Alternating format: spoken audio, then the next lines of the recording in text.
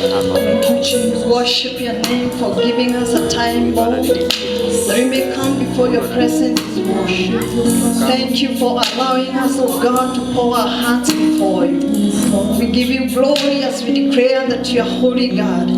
Thank you for accepting to die on the cross for our sin, Lord. We bless your name for forgiving all our sins this morning. Jehovah, we thank you for accepting to take our shame, O Lord. Receive all the adoration, Almighty God. And as we come before your presence to give you worship, Lord, we declare that you are holy. We declare there is no other God who is like you. You are worthy, Lamb of God. Receive all the adoration. We praise your name. Thank you, Jesus. Thank you, Holy One of Israel. Hakuna Mungu mwingine aliye kama wewe Bwana. Umejawa na utukufu, Mungu wa rehema.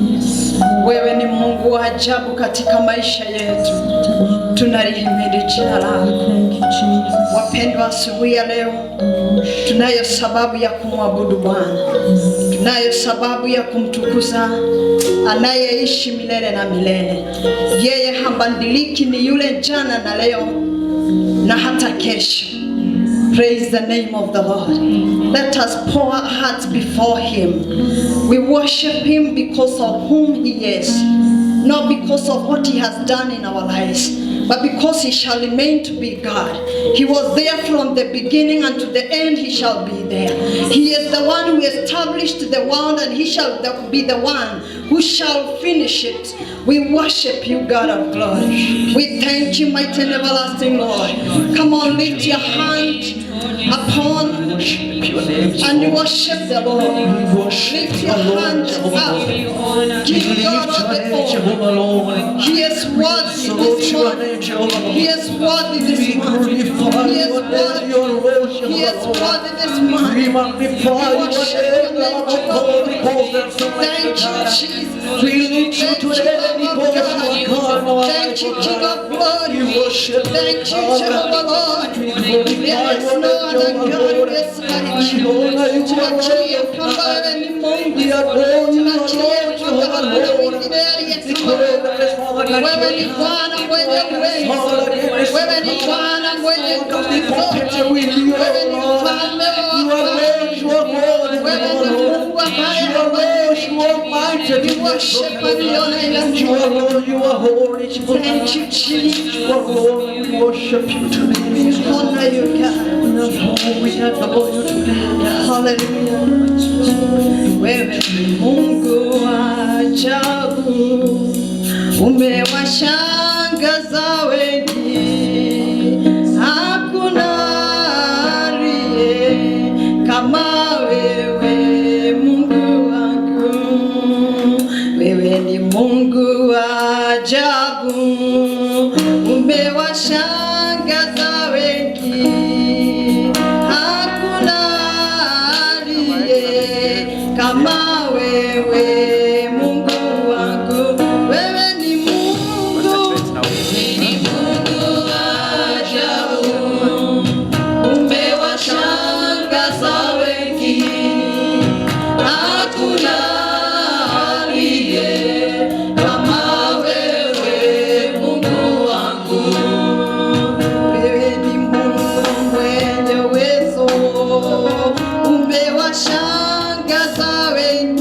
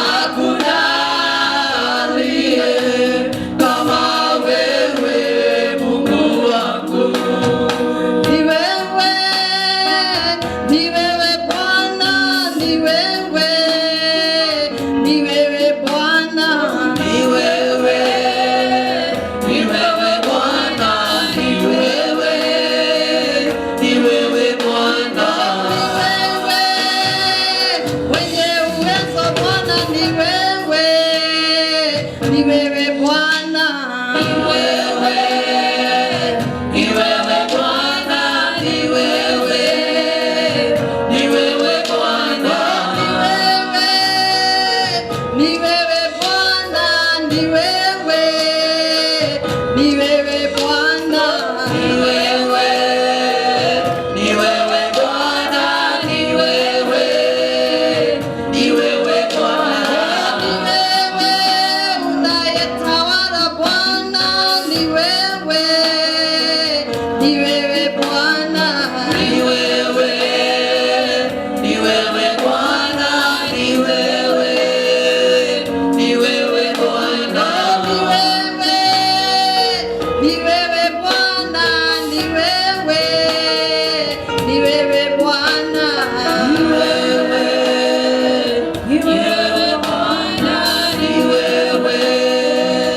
ni wewe Bwana, ni wewe mwanzo na mwisho Bwana, ni wewe Bwana, ni wewe Bwana,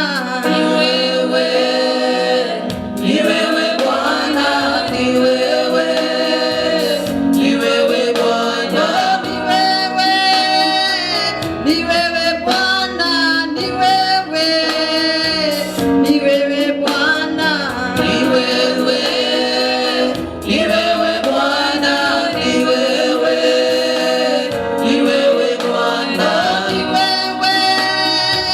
ni wewe Bwana, ni wewe Bwana, ni wewe Bwana, ni wewe Bwana, twakuinua Bwana, ni wewe Bwana, ni wewe Bwana, ni wewe Bwana, twakuimidi Bwana, ni wewe Bwana, ni wewe Bwana, ni wewe Bwana,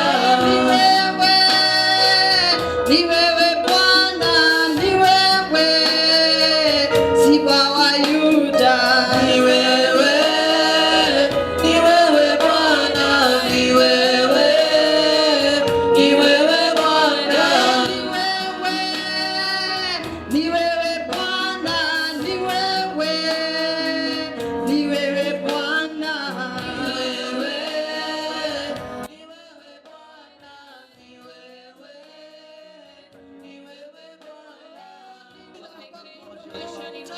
asante kwa sababu ya kuachia maisha yetu. Asante kwa sababu ya upendo wako Bwana. Tunakiri ya kwamba hakuna mwingine kama wewe. Wewe ndiye mwanzo na wewe ndiye mwisho. You are Alpha and Omega in our life, and your God, your Father, praise this morning. We exalt you, Lamb of God. Tunakuinua Jehova siku ya leo. Tunasema unastahili Bwana. You are worthy of all the praise. You are worthy of all the glory. You are worthy of every adoration. Bwana, kama sio wewe, lakini kwa sababu wewe ni Mungu, hautabaki kuwa Mungu. Tunakuinua siku ya leo. Tunakuinua Mfalme wa ajabu. Tunakutukuza Bwana wa majeshi. Asante kwa sababu wewe ni muumbaji. Wewe uliumba Bwana na hautujua. Wewe unatawala mataifa yote. Wewe ndiye Mfalme wa wafalme. Wewe ndiye Mungu. Litukuze na liinuliwe jina lako.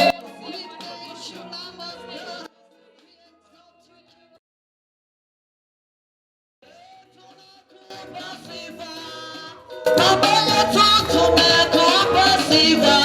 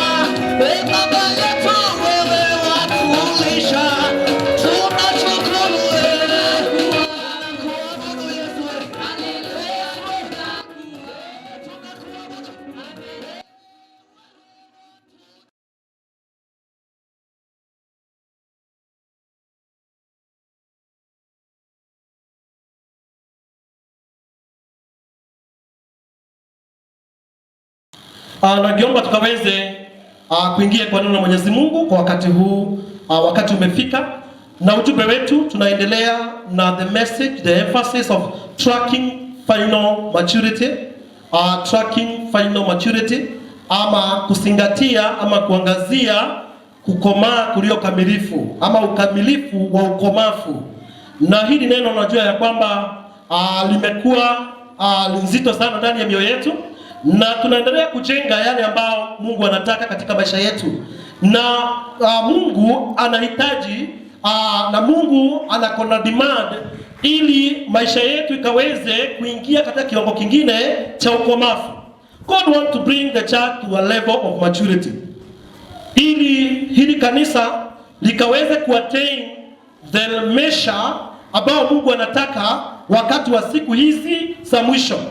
So kwa hivyo wakati ambapo tunapoangalia we are tracking the final maturity, kama kanisa tunaangazia tukaweze kukomaa ambao ni kwa mwisho. Na siku ya Sunday nikafanya introduction of our objective, wakati ambapo tunapoangalia ujumbe huu wa kuangalia kukomaa kwetu, tracking the final maturity, kasema ya kwamba ili tukaweze kuvuna kama vile ambavyo Mungu tukaweze kupatikana mavuno ambao imekomaa ama imekubalika machoni mwa Mungu, ya kwamba kumbukeni ya kwamba this is the year of divine harvest. Na ile harvest ambayo Mungu anatazama, tunaangalia aspect ya sisi.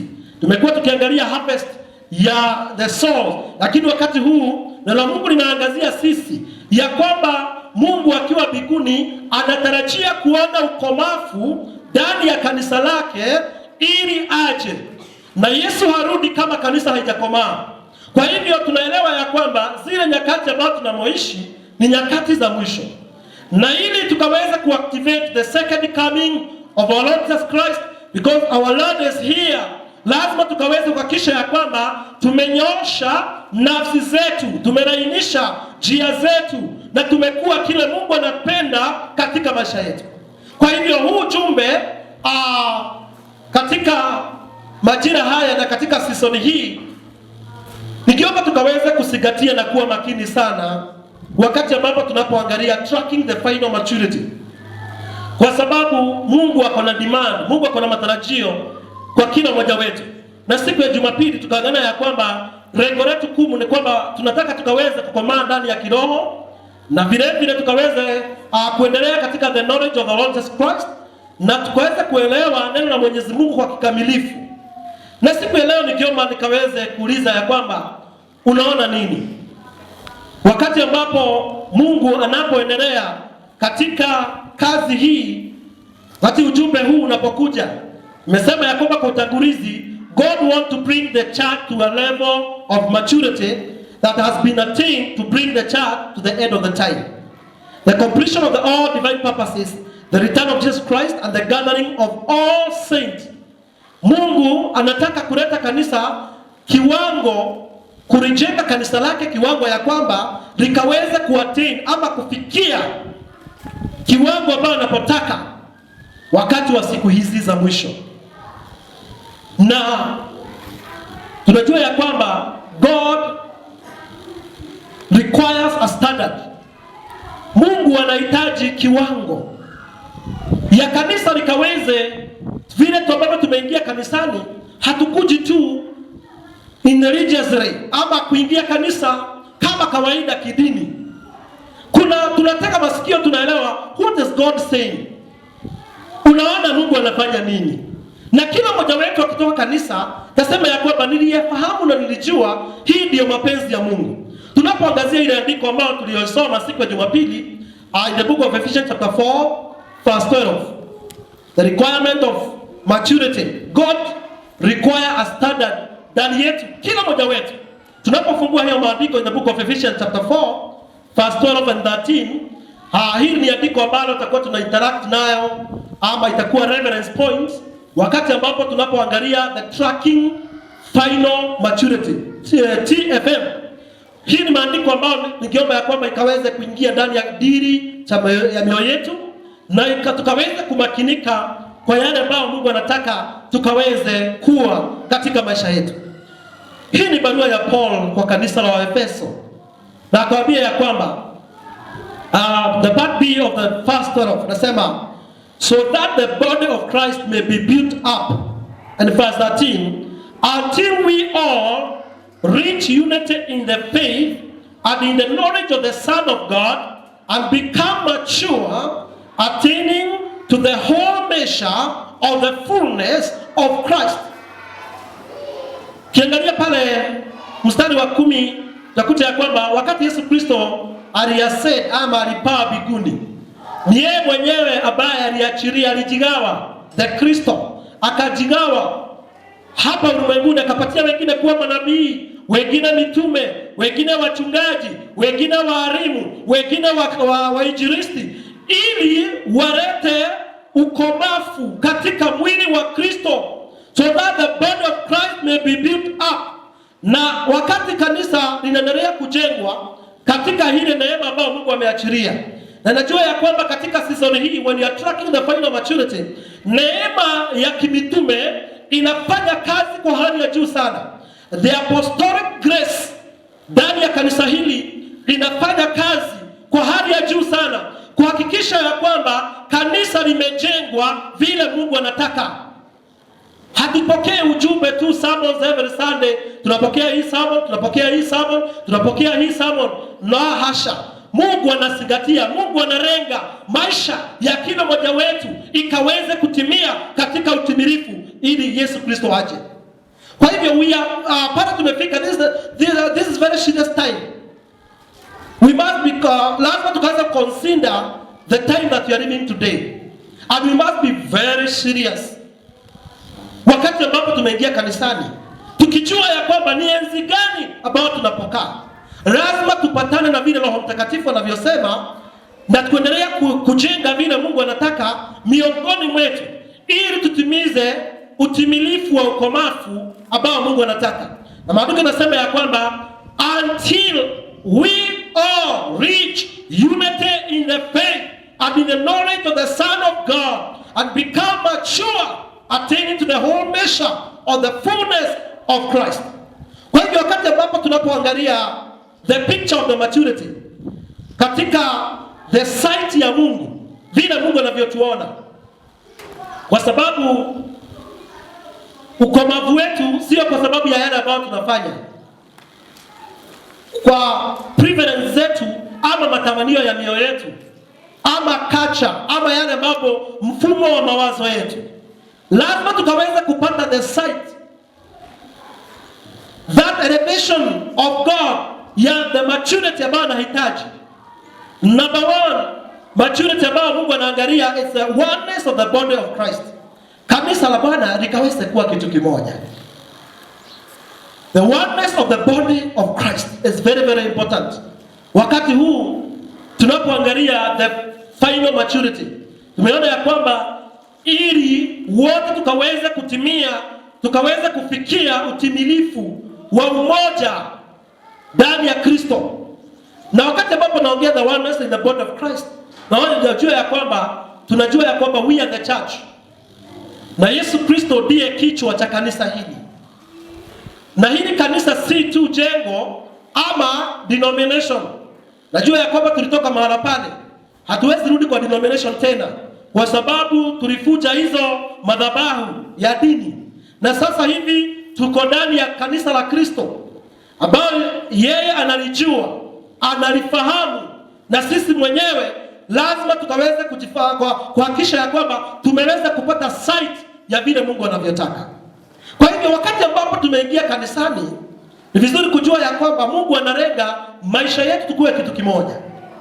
Na nashukuru Bwana kwa sababu neema ya Bwana katika uso wa ulimwengu inaendelea kufanya kazi.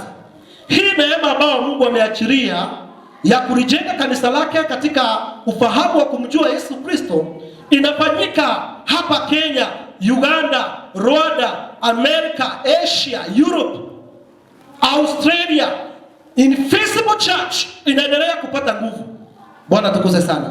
And number two, wakati ambao tunaangalia the picture of final maturity, lazima tukaweza kuangalia complete knowledge of the Son of God. Wakati ambapo tunaangalia we are tracking the final maturity kama kanisa, tukaweza kukomaa katika ukamilifu ambao unaofaa. Ni vizuri tuweze kujua ya kwamba the knowledge of the Son of God katika maisha yetu inapaa kuwa nyingi kuliko vile ambavyo habari na knowledge ya kile kingine chote katika uso ulimwengu inafaa. So the knowledge of the Son of God, ufahamu wa kumjua Yesu. That's why we are looking the pattern of the life of Jesus Christ completely, kwa sababu hatuna standard nyingine ambayo tunapaswa kuangalia ila ni Yesu Kristo mwenyewe. Kwa hivyo hatuwezi angalia dini tuweze kuachieve the maturity ambayo Mungu anataka. Hatuwezi angalia ufasaha na undani wa uwezo wa mwanadamu, the knowledge of the human being, ili tukaweze kufikia kiwango cha ukomavu. Kiwango yetu ya ukomavu inapatikana wakati ambao tumepata complete knowledge of the Son of God. That's why katika kumjua Kristo na uzuri wake kuna mambo mengi sana tunataka tukiweka kando. Kanisa ambalo limeattain the level ya ukamilifu wa Yesu, najua ya kwamba Yesu Kristo alitufanya kila mmoja wetu ni kuhani. We are all the priest.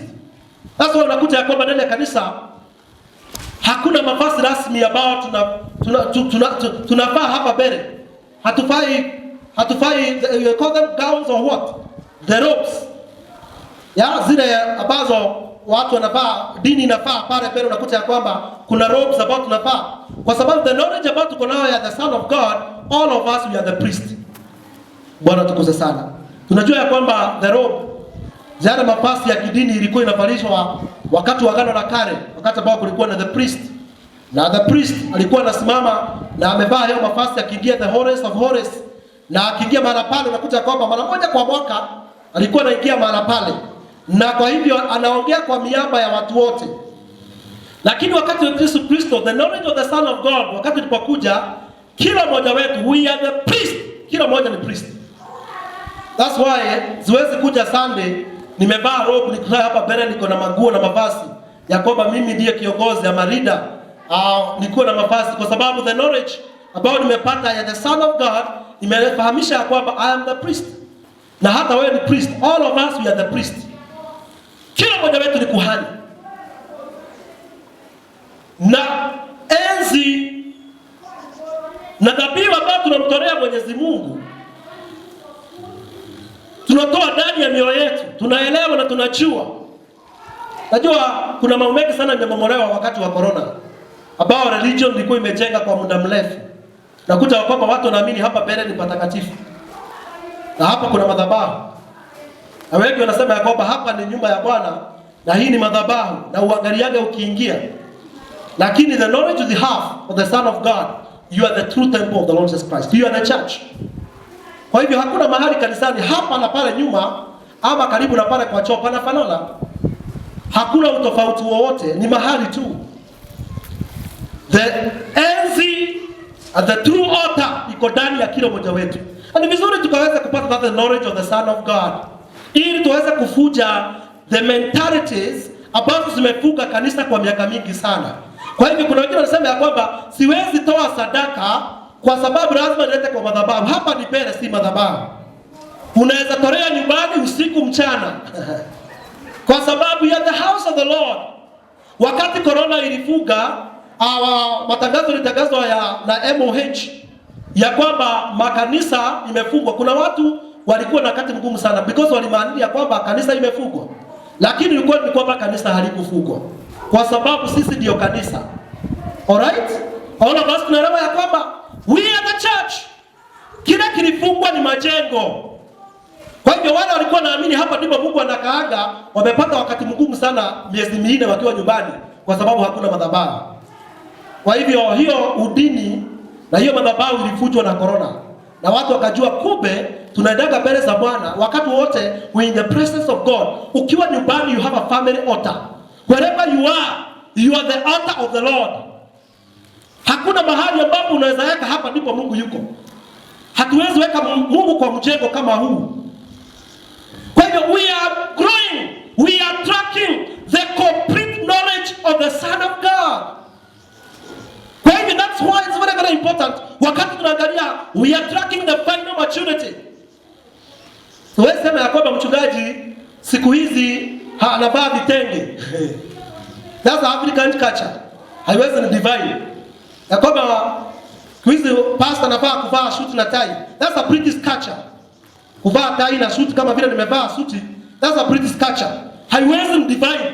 Ya kwamba nimevaa British culture, ya kwamba mimi ni mchungaji kwa sababu ya vile nimevaa. Nimevaa suti, nimevaa tie, so nimeembrace. Najua Africans hawakuwa wanavaa suti bereni. Hii is a culture ya British. This is a British culture ambayo ilikuja na tukaanza kuembrace. Lakini haiwezi divine kama mimi mchungaji ya kwamba nafaa kuvaa suti kila Sunday na kila wakati, kwa sababu najua the truth, the knowledge of the Son of God ndani yangu ndiko Mungu anaangazia, sio mavazi ya nje. Siwezi kuwa validated kwa vile ambavyo nimevaa. Na wale watu ambao wanaangalia mavazi na vile watu wamevaa na vile ambao mtu anavaa kuvaa kora kama ni mchungaji, anavaa, hao watu they are candidate of deception. Sababu kuna watu wengi sana wamevaa robe, wanavaa kora, wanavaa suti, lakini ndani ni wanyang'anyi. Kwa hivyo ili ukaweze kudevelop kutoka hiyo kiwango ya kwamba hautaweza kuangalia watu kulingana na mavazi, lazima ukaweze kuwa na complete knowledge of the Son of God. Kwa sababu kile ambacho tunaangalia externally sio Mungu. So ndani yetu that knowledge of the Son of God inatuweka huru kutokana na madhabahu yote ambayo imeshika watu kwa miaka mingi, kutokana kwa religion. Udini umefunga watu kwa miaka mingi. So everywhere you go, you are holy. How we are not becoming holy kwa sababu ya kuja Sunday. Hatufanyi ya kwamba Sunday is a holy day kwa sababu ni siku ya Sabbath ama ni siku ile. Every day is holy before God. Kwa sababu Yesu ndiye Sabato. We are embracing the complete knowledge of the Son of God. Ukielewa ya kwamba Yesu ndiye Sabato, hautaona ya kwamba siku ya Jumapili na siku zingine ya kwamba utadanganya weekdays, Sunday hautadanganya. Because utajua ya kwamba Jesus, the complete knowledge of the Son of God, iko ndani yako. Kwa hivyo, every day is holy. Because you have Christ. So kuna mentality na miziki ambao wakati ambapo tunapoendelea ku track the final maturity, haitaweza kutushikilia kwa miaka mingi. Haitaweza kutushikilia tena. Ambayo imetushikilia kwa miaka mingi, haitakuwa na uwezo na haitakuwa na nguvu katika maisha yetu. Bwana tukuze sana. Hallelujah. Kwa hivyo we are the house of the Lord. Why? Because we have the complete knowledge of the Son of God. Amen. The fullness of his purpose in the earth. Tunajua wakati ambao tunapoangalia the final maturity, lazima tukaweza kujua the fullness of his purpose in the earth. Tunaangazia na tunatazama kusudi letu. Why are you here? Kwa nini uko ndani ya ulimwengu? Kwa nini wewe ulikuja na ukazaliwa such a time ukakuwa ndani ya Kenya wakati kama huu? There is a full purpose. Sisi hatukupatikana hivi. So si sacrifice, not coincidence. Ya kwamba Justina amekaa mahali pale.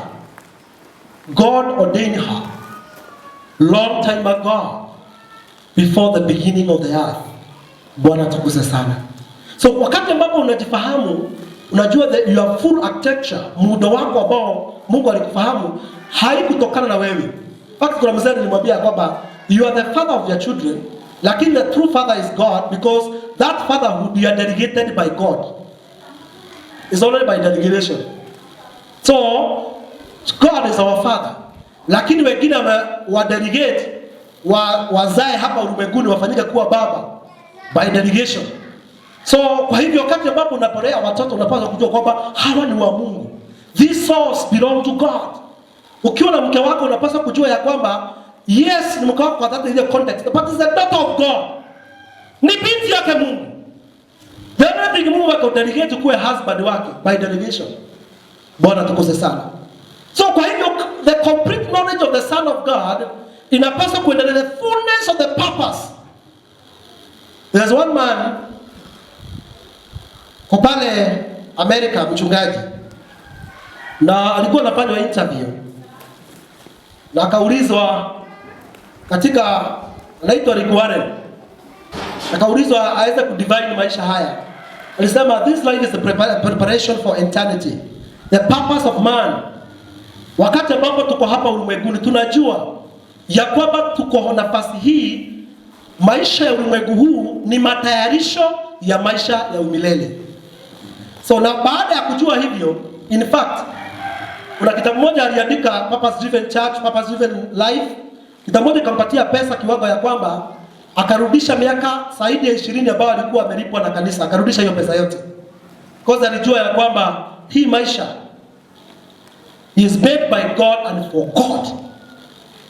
Hakuna kitu katika uso ulimwengu inaweza kupatia maana kama kujua kusudi lako ni gani. So wakati ambapo tunapoendelea katika purpose driven life, wakati ambapo tunapoishi the fullness, the fullness of Christ, wakati ambapo umeweza kujua your purpose here, maisha yako inakuwa na maana. That's why we are tracking the final maturity.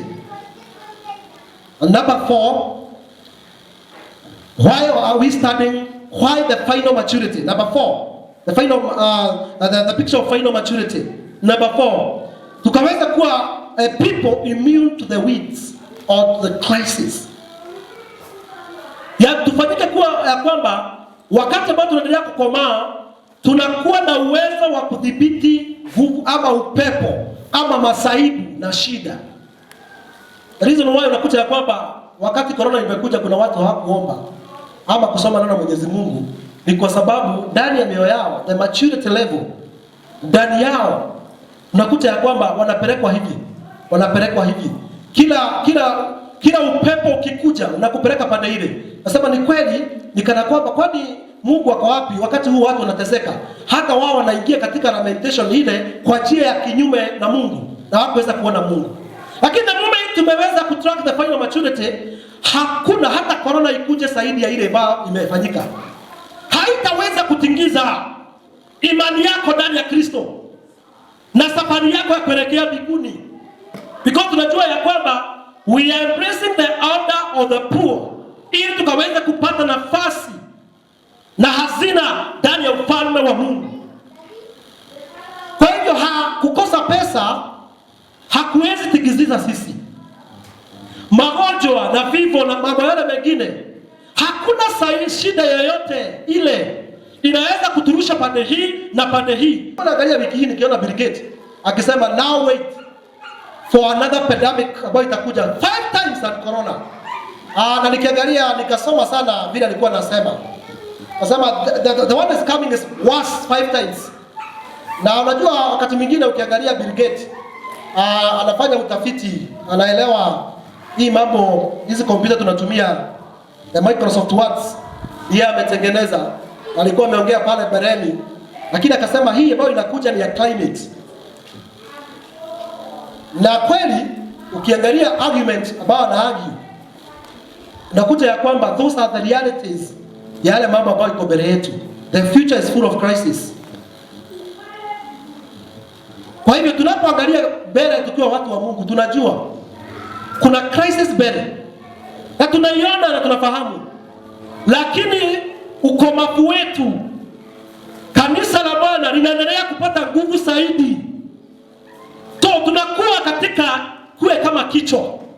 We are growing into the head. That's another reason why we are tracking the final maturity. Tunataka kuwa kama vile kichwa kilivyo, na kichwa ni Yesu. We are the body of Christ. Sisi ni mwili wa Kristo. Kwa hivyo tunatamania tufanane na kichwa ambaye ni Yesu Kristo. Kwa hivyo when you are tracking the final maturity, those are the requirements ambayo Mungu anahitaji. God is require the standard ambayo Mungu wa mbinguni aliachilia. And that capacity to grow up, Yesu aliachilia from above. We are putting downward from heavenly place. Tunaitoa kwa sababu wakati ambapo alipaa in heaven, that's Ephesians chapter 4 verse 10, he ascended higher than all heavens in order to fill the whole universe. Wakati alipopanda akaachilia neema kwa ajili ya kanisa lake, the packages of grace is the crystal. When we have what it takes for us to become mature in the Lord. So maturity is a requirement as we move forward. We must agree that ya kwamba kukomaa kwetu kunahitajika tunaposonga mbele. Bwana tukuse sana. So maturity is required as we move forward through the increasing crisis of the earth. Wakati ambapo crisis inafanyika day after day. Nilikuwa naangalia California wiki hii. Kuna moto ilishuka. Inaitwa wildfire. Ikaspread California mpaka bigu ama mawingu ikakuwa orange, red. Wale ambao wamekuwa kiangalia. Na hata Obama alicomment akasema now inatuonyesha ya kwamba how the climate has changed. So even the future. Lakini haya mambo yote ambayo inafanyika ni ya kutusaidia tuweze kupata sight ya kwamba maturity is required. Ukomavu wetu unahitajika wakati ambao tunapoendelea mbele. Bwana tukuze sana. Hallelujah. It's because crisis is the pathway of exit. Crisis is the pathway to the finish. So crisis, hakuna njia nyingine. The tribulations ambayo Yohana ameongea kuihusu na hata Yesu akisema ya kwamba mkisikia haya ndio njia yetu ya kutokelezea. Kwa hivyo ile kanisa ambayo inafanyika na Mungu anataka ni kanisa ambayo imekomaa. Najua ya kwamba hata shida zikuje kiwango gani, we are going to finish the purposes of God here on earth. Hallelujah. Bwana tukuze sana. And faith is the beginning of the structure of the spiritual maturity. Kwa hivyo wakati ambapo tunapoangalia the standard of the requirement of the final maturity, faith is the beginning of the structure of the spiritual maturity. Na tuliangalia vizuri sana last month, powerfully, ndani ya baba wetu Ibrahim, the pattern in Ibrahim's life. Hallelujah. That faith is very, very important. Kwa hivyo wakati ambapo tunapoendelea katika kusonga mbele, tunapofanya biashara, tunaponunua mashamba, wale ambao wanasoma university, wale wako ndani ya secondary, wajua ya kwamba tunafanya haya mambo yote kwa imani. Bwana sana. Imani ni muhimu sana. Hallelujah. Tunapoendelea na kusonga mbele kwa utukufu wa jina la Bwana. Hallelujah. The Lord is near. So kwa hivyo faith give us the power to successfully live in the darkness of this world. So kwa hivyo the darkness, kama vile Isaiah ameongea in the book of Isaiah chapter 60 verse 1 and 3, arise and shine for your light has come. Darkness is over the people. Darkness is covering the people. Tunajua ya kwamba katika imani yetu na tunapoendelea tunajua ya kwamba imani yetu ni nguvu ya kutuwezesha kudhibiti hali ya giza. Hapa ni pattern ya mfano wa mtu ambaye alikaa katika shida na masaibu, lakini kupitia imani, faith, ikaweza kumwezesha kuona kile Mungu anataka. Najua Mungu alishangaza hapa kukusana, akamwambia nitafanya mambo hata ukiambiwa ni mimi nilifanya hutaamini. The judgment ilikuwa inakuja. Na Mungu akamwambia hapa nitafanya jambo hata ukiambiwa saa hii hautaamini. Ukiambiwa kwamba the God is behind corona, hauwezi amini. Kuna watu bado sema ya kwamba Mungu kwani anaweza kuwa mdhalimu kiwango gani ya kwamba anaweza ruhusu virus kama hii pae katika over all every territory in the face of the earth. Aidha ni Mungu nitafanya jambo hata ukiambiwa mimi nimefanya hautaamini. God did it during the time of Habakkuk. Hallelujah. Nakumbukeni ya kwamba Amos alituelezea vizuri sana ya kwamba the purposes of the crisis, ama wakati Mungu anaruhusu haya mambo yote kufanyika, niweze kubadilisha mioyo ya wanadamu imrudie. Kwa hiyo Mungu anasafanya jambo lote lile. Kuna wakati aliachilia wana wa Israeli, Babylon ikawateka na wakafinywa sana. Sasa Mungu nazaruhusu waje wana wa Israeli Babylon na wakatekwa na wakaenda kuwa mateka. kwa sababu he is God. There is a supremacy of God. Yeye ni Mungu mkuu. Lakini kuna maneno Abraham anasema Habakuk. Tunapoangalia the pattern in Habakuk chapter 2 verse 4 part B, the Bible says in the book of Habakkuk chapter 2, you can write it down. Habakkuk chapter 2 verse 4. The just, part B, the just shall live by faith. The just shall live by faith. Even wakati wa lamentations, wakati Wanaisraeli walikuwa naomboleza maombolezo baada ya kitabu cha Yeremia, kiangalia the pattern bado inaweza kusaidia watu wa Mungu wachache ambao waliosimama. Habakuk aliweza kudhibiti hali kwa sababu ya imani. And that's why we are tracking the final maturity, kwa sababu hiyo imani inahitajika ndani yetu. The problem is, tukiongea kuhusu faith, tunabeba American mentality ambao walikuja hapa ya prosperity gospel. There's an American concept. Tukiongea kuhusu imani, tunaongea ni yule akona imani ya gari kubwa, yule akona imani amenunua shamba, yule akona imani ameshomesha watoto, yule akona imani ya kwamba this is American attitude, ambao anaamini ya kwamba hawezi kuwa maskini ama hawezi, kama haufanyi vizuri hauna imani. So kwa hivyo unakuta ya kwamba imani yetu imeangaziwa kwa mambo ya kwamba Paul kama kuja kile kimetendeka unafikia kwamba hauna imani kwa sababu hauna kile, ni kwa mambo. Nataka kuongea kuhusu faith in the Lord, imani ndani ya Kristo. That unit of faith that we are tracking to attain that unity of faith in the Lord. Sio unit of faith kwa mambo na vitu na resources na achievement. No. Tunaongea the aspect of objective faith. Faith in the Lord. Imani ambayo imesababisha sisi kuwa maadilifu. We are righteous through faith. Ambayo imetufanya kusimama upright before God. We are righteous through faith. Bwana tukuze sana. And you can see that pattern in the book of Hebrews chapter 10 and verse 37 and 39. For in just a very little while, he who is coming will come and will not delay. That's the context of the finish. And verse 38, but my righteous one, the just, from New King James Version, will live by faith. And if he shrinks back, I will not be pleased with him. That's verse 38. You can see that? Verse 38. But my righteous one, the just, will live by faith. So kwa hivyo wakati ambapo tunapoendelea katika safari, ile imani ambayo inahitajika kuwa ndani yetu ni kali. Ni imani ya nguvu. Hakuna kurudi nyuma. Those who shrink, Mungu hapendezi na wao. So we are, what they're saying, we are finalizing. There's a commitment, there's a final commitment to advance to the end of the time.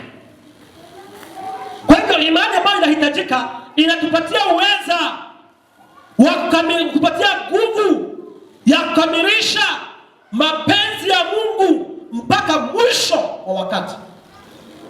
Haleluya. Kwa hivyo ile imani kenywa ambayo naongea kuihusu ni imani ambayo itakubeba hata kanisa hii ikifungwa. Jengo hili likifungwa itakupeleka mpaka mwisho, the finishing. Hallelujah. Kwa sababu the Lord is coming back.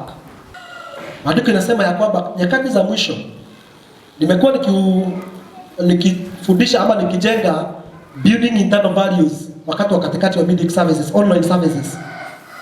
Na jambo moja ambalo tuliangalia kwamba there are some internal values ambazo nyakati za mwisho zitapungua. They will drift away. Upendo ni jambo moja, internal value, ambapo nakuta tunapoendelea katika siku za mwisho inapungua. Hata imani ya wengi. Unaweza jua ya kwamba ni wangapi ambao wamerudi makanisa? Ni wachache. Many people kwa sababu ya hali na mambo wamedrift. Lakini ambao tukiangalia Habakkuk za wapata, hata shida sikuwe namna gani, hata crisis sifanyike kama wakati wa Habakkuk nabii. We shall continue, the just shall live by faith. You can see that pattern in the Habakkuk. Habakkuk had faith in crisis of his days and did not shrink back. So he praised God. Aliweza kutukuza Mungu. Eliud.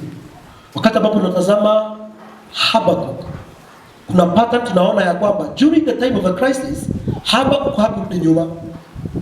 In fact, vika kiendelea katika chapters, alifika mahali akisema hata mizaituni iishe, hata mizaituni ikose mizabibu, hata sisi ziishe ng'ombe. Yaani unaingia kwa zizi la ng'ombe, hakuna hata kondoo, hakuna mbuzi, hakuna chochote. Unaenda kwa shamba, unakuta ya kwamba mizaituni hakuna mazao. Lakini Habakkuk kasema ya kwamba nitamtukuza Mungu wangu. Bwana tukuze sana. That's the faith we should embrace. May that faith of Habakkuk fall upon us in the mighty name of Jesus. Inua mkono wako, ambia Mungu mbinguni saidie. May that faith of Habakkuk in the mighty name of Jesus, may that pattern of the grace of Habakkuk during his days ikaweze kuwa sehemu yetu katika jina la Yesu Kristo during the time that we are living today. In the mighty name of the Lord, may the Lord cause us, may the Lord open our eyes, may the Lord give us the sight. In the mighty name of Jehovah God, in the mighty name of the Lord, no one of us will shrink back. And we are declaring in the mighty name of Jesus, hakuna yote tarudi nyuma katika jina la Yesu. We are embracing the spirit of Habakkuk, the faith of Habakkuk katika jina la Yesu Kristo. Neema ambayo ilikuwa na nabii Habakuku ikaweze kuangukia kanisa hii kwa utukufu wa jina lako. Kanisa la GGC ikaweze kutuangukia, tukaweze kuendelea katika safari that we may walk accurately, full of faith as we track the final maturity in the mighty name of Jesus. No turning back. Amen? No turning back. We are going all the way until we finish. No turning back. Abia jirani yako, no turning back. No shrinking back. In faith, we are going to continue until the end. Hata hali ifanyike namna gani. Because that's the maturity ambayo Mungu anahitaji ndani ya kanisa hili. Kanisa ambao haitakuwa inaenda kwa sababu ya kubutubuisha. Hii maneno, mimi nimechoka na hii maneno ya kutubuisha watu kanisani. Umesaiona, yani mpaka hata worship wakati unapofika, watu wanasikiliza vyombo, watu wanasikiliza microphone, yani hata mbele unakuta kwamba siku hizi wameleta form of glory. Sijui kama umeona wala tumekuwa wakati wa corona tumeona mambo. Maana kuna TV nyingi sana ziko. Na every church kuna TV yake. Most of the churches. Na hata YouTube tunaona, hata pia kwa Facebook. Nakuja ya kwamba kuna mashine inanunuliwa. Inawekwa hapa kwa socket kwa madhabahu. Wale wako pale kinaporo wanakanyanga. Inarusha moshi, inakuwa ni utukufu katika madhabahu. Yaani ukikaa kama unaona moshi imejaa kila wakati. Yaani za man-made glory. Sio Mungu anashuka, wanafinya pale. Hata kanisa wanatuonyesha mambo. Na watu wanakuja, especially youth. Wanaangalia hii kanisa hatuna disco light bwana. Sasa hata huko hakuna utukufu. Hapa ni kukafu sana. Hata ukiangalia hapa kunaonekana hakuna dalili ya Mungu. Kwa sababu hakuna disco light. Hakuna mataa ambayo inaangaza katika pande zote. May the Lord help us in Jesus name. Tusifike mahali tulete man-made thing in the house of the Lord, in our congregation. In the house, we are the house of the Lord. Ndani ya kanisa. Yani man-made glory. Sababu imani imefifia. Lazima watu waone kitu kinawaentice. Kwa hivyo Sunday tuko na mwimbaji mashuhuri anakuja. Mwimbaji mashuhuri. Kwa hivyo kila mmoja wetu akuje siku ya Jumapili tunakutana na mwimbaji mashuhuri. Hapa hutaona mwimbaji mashuhuri, lakini Mungu ndiye Mungu. na atabariki watu wake. Yaani watu wanaelekezwa ya kwamba wakuje mkesha ama wakuje Sunday, tuna muibaji Sibeseri ambaye anakuja kutubuisha watu. We are praying. Ndio kama wakati ukuta ulianguka wakati wa Ezra.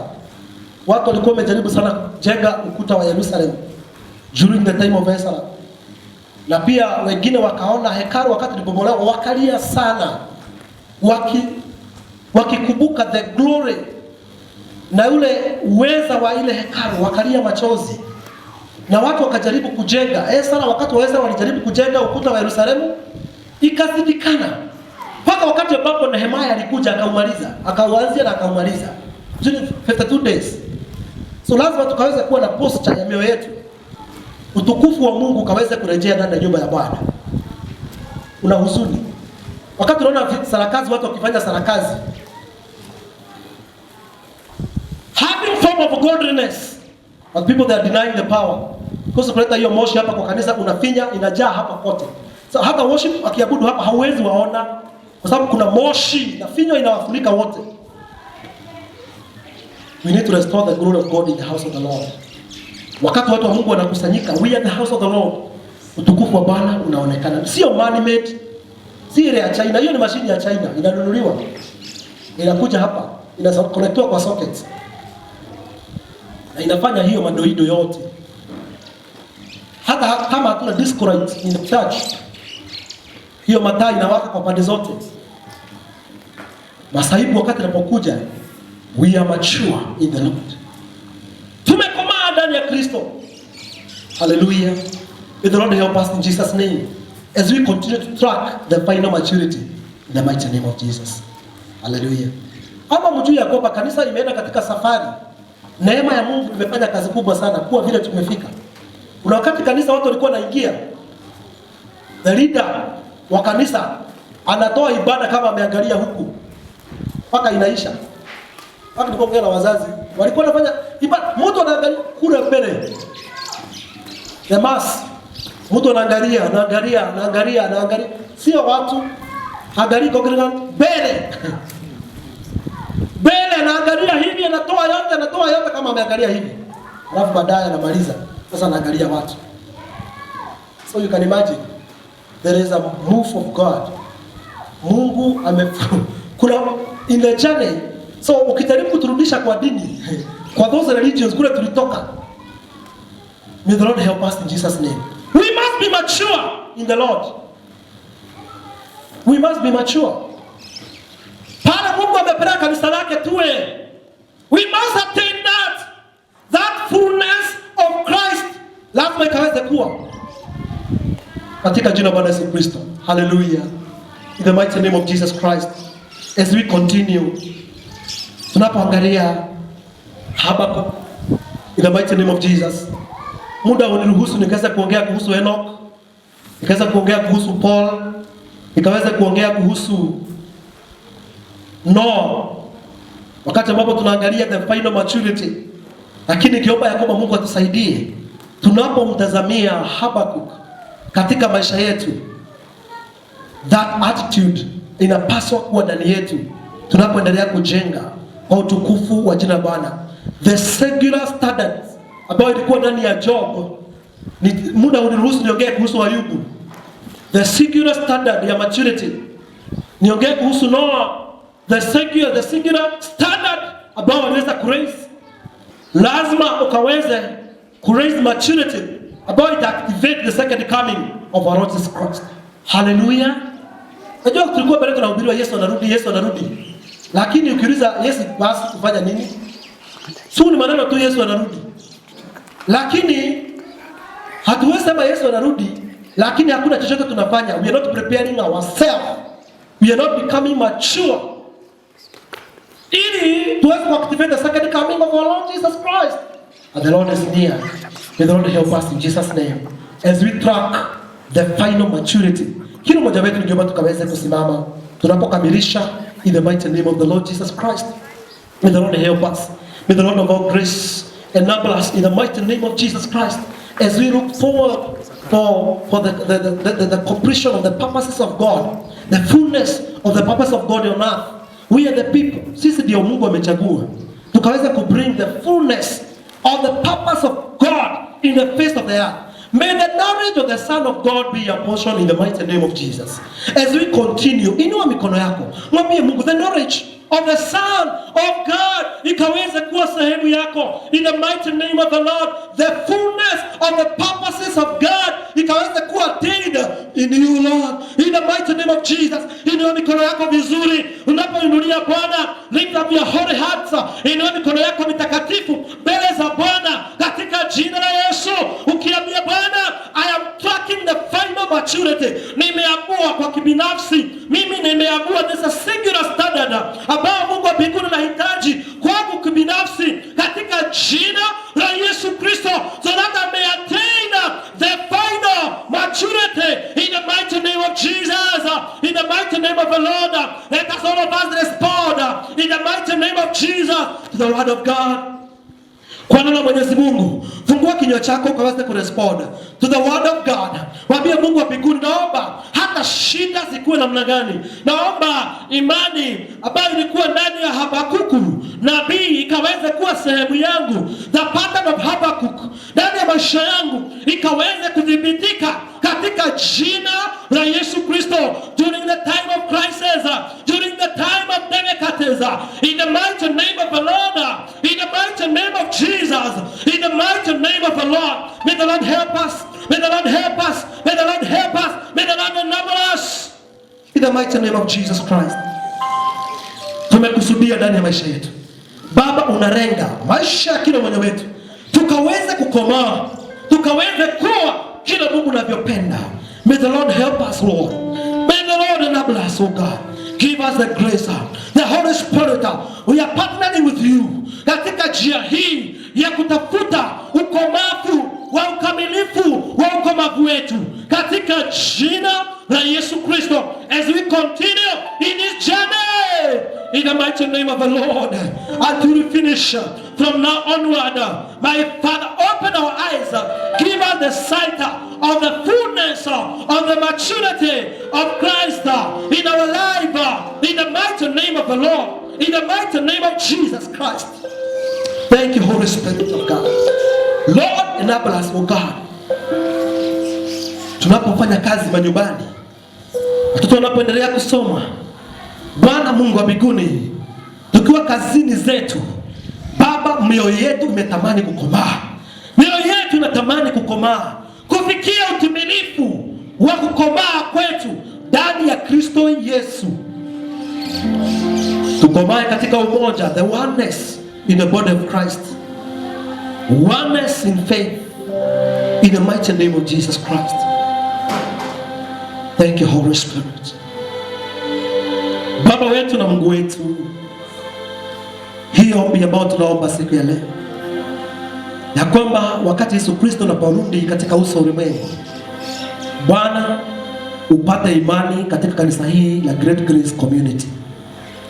Bwana, unaporudi na utukufu, Bwana, ukute ya kwamba ndani ya mioyo yetu tumekomaa na tumekuwa kile Mungu wa mbinguni anapenda.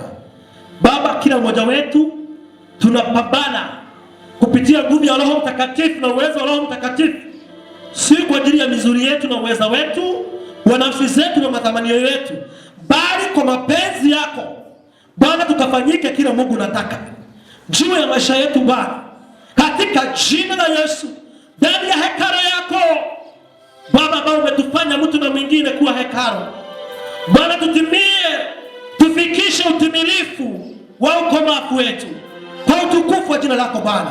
Naombea imani wa mama wa kanisa hili la Neema Kuu, wapate imani, wazee wakaweza kutembea kwa imani, nguvu ya imani juu ya wanarika, nguvu ya imani juu ya kinza, nguvu ya imani kwa watoto, nguvu ya imani kwa kila mmoja wetu kwa utukufu wa jina lako Bwana. Tunapoendelea katika kukamilisha, tunapoendelea katika mwisho wa wakati, Jehova, taomba Mungu wa mbinguni, neema na fadhili zako ziwe sehemu yetu katika jina la Yesu. Hakuna yeyote atarudi nyuma Bwana, maana haufurahishwi na wale wanarudi nyuma. Baba, tunaomba ya kwamba tukaweza kuattain total fullness of Christ katika maisha yetu, tunapoendelea kuangazia ukomavu ulio mtimilifu kwa utukufu wa jina la Bwana. Baba, katika ibada zetu za katikati ya wiki, Baba, katika kazi zetu, kwa kile yote tunafanya, hata baada ya kanisa, naomba kila mmoja wetu awe na shauku ya kutafuta na kuangazia ukamilifu ulio kukomaa kulio kukamilifu ndani yako Kristo. In the mighty name of Jesus Christ. Baba, naomba the knowledge of the Son of God ikaweze kufanya kazi juu ya maisha yetu Mungu, katika jina la Yesu. Na bomoa kuta zote za adui, milango yote ya yule mwovu, hata zuilia sisi kuendelea katika njia ambao Mungu wa mbinguni umetengeneza kwa ajili yetu. Hakuna chochote cha kufikiria, kwa sababu neema yako iko pamoja nasi, ya kwamba we are going to finish in the mighty name of Jesus. Thank you, Holy Spirit, for the power of finishing in the mighty name of Jesus. Thank you, Holy Spirit, because God, you have done it. In the mighty name of Jesus, Lord, we pray and we believe. Amen. Amen. In Jesus' name. Let us celebrate God in Jesus' name. We thank God for His grace in the mighty name of the Lord, as we may sit down in the presence of God. Hallelujah. Thank you, Jesus.